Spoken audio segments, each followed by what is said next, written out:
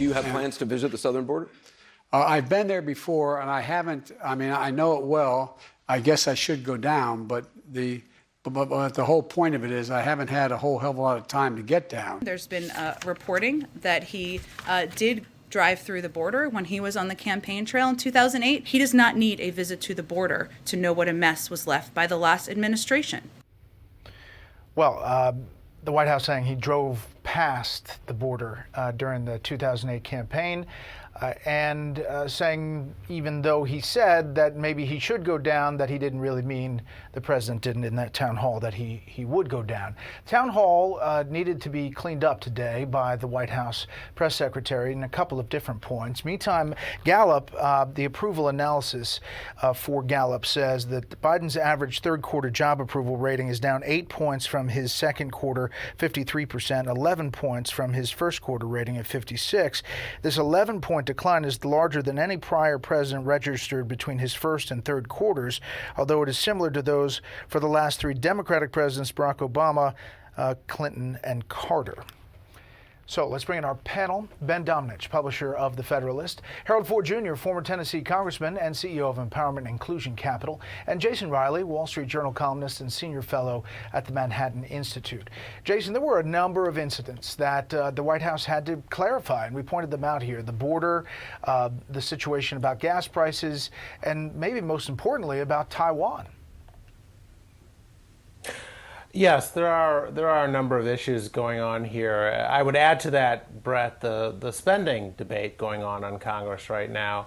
And I think Joe Biden's problem is that he's trying to present this as a Democrat versus Republican issue, when in reality, particularly with regard to the spending bill, it's a Democrat versus Democrat problem. He can't get his own ducks in a row. And you have a debate going on between progressives in the Democratic Party and more moderates in the Democratic Party on how to spend this spending bill that they want to unleash.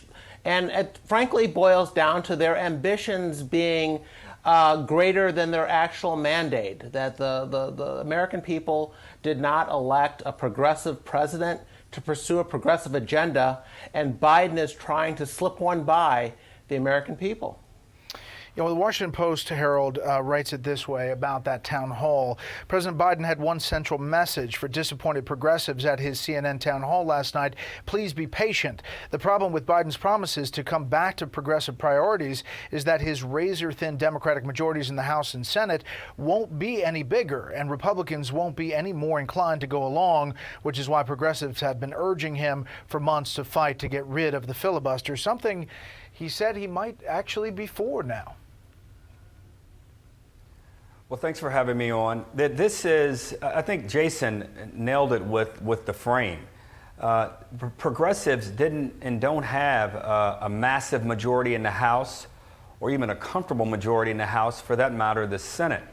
I think when we elected President Biden, the country did. They were electing someone they thought would bring a level of stability and maturity and experience to decision-making into the White House. And to Jason's point, the president has spent most of his time trying to referee disputes between and amongst his own party members. I've said for some time, Democrats, take the victory.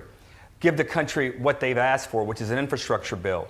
Demonstrate that you can govern and lead, and then come back and do the other things, which I think at some point President Biden's going to have to say to Democrats in a forthright way.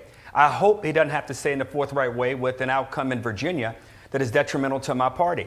Terry McAuliffe has asked for Democrats to give us this victory and give us a chance to lead in the government, to lead in the government in the majority, which is the way you actually enact policy. Yeah. So until they do that, I think it's going to be hard for my party.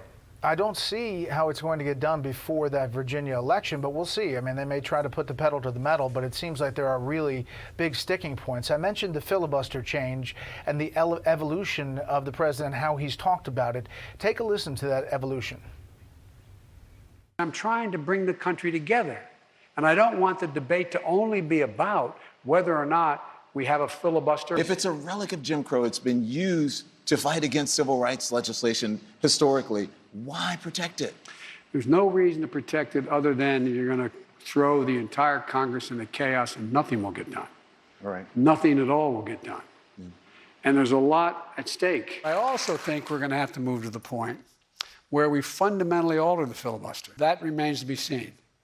Exactly what that means in terms of fundamentally altering it, whether or not we just end the filibuster straight up. That's quite an evolution, Ben. How different your attitude is when you move from the Senate to the White House toward the filibuster, you know, an essential defense of American representative politics, or just a nuisance to be wiped away.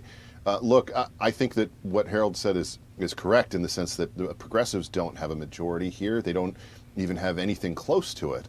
And yet what this represents, what this massive spending package represents at this point, is an attempt to try to satisfy virtually every progressive priority, even in ways that are sloppy and don't make sense from fiscal policy perspectives. If you had a smaller policy package, you might be able to have something that was more permanent, more long-standing. Instead, you're likely to end up, if anything ends up passing at all, with a package that is more easily swept away potentially by a future Republican majority. And I think that Democrats are really waking up to the fact that while individual parts of this plan may test well when they are polled and when they are asked of the American people, as a whole, this plan is not something that the American people are all that excited about, and they don't really believe it's going to satisfy the problems that they see every day when it comes to inflation, when it comes to their pocketbook, and certainly when it comes to the increasingly controversial issues related to education, which are so key in this Virginia race. Jason, I only have a few seconds here, but I was struck by the gas answer from President Biden last night at that town hall, and that essentially his hands are tied and that gas prices are going up into next year, saying that a lot depends on OPEC and Saudi Arabia. Republicans would point out that a lot what happened in the previous administration to free the U.S. From foreign oil, and that we're back in the place we were before that. You're right, and what Biden isn't telling you, that his progressives are happy with high energy costs to the extent that it pushes people towards renewables, towards this Green New Deal type policies and so forth. They have no problem with fossil fuel energy prices going up, but the American people do, the voters do, and again, Joe Biden was not elected to transition us off fossil fuels, even if that's what the progressives want. Which was a big contention in that last debate. Hey, Sean Hannity here. Hey, click here to subscribe to Fox News YouTube page and catch our hottest interviews and most compelling analysis. You will not get it anywhere else.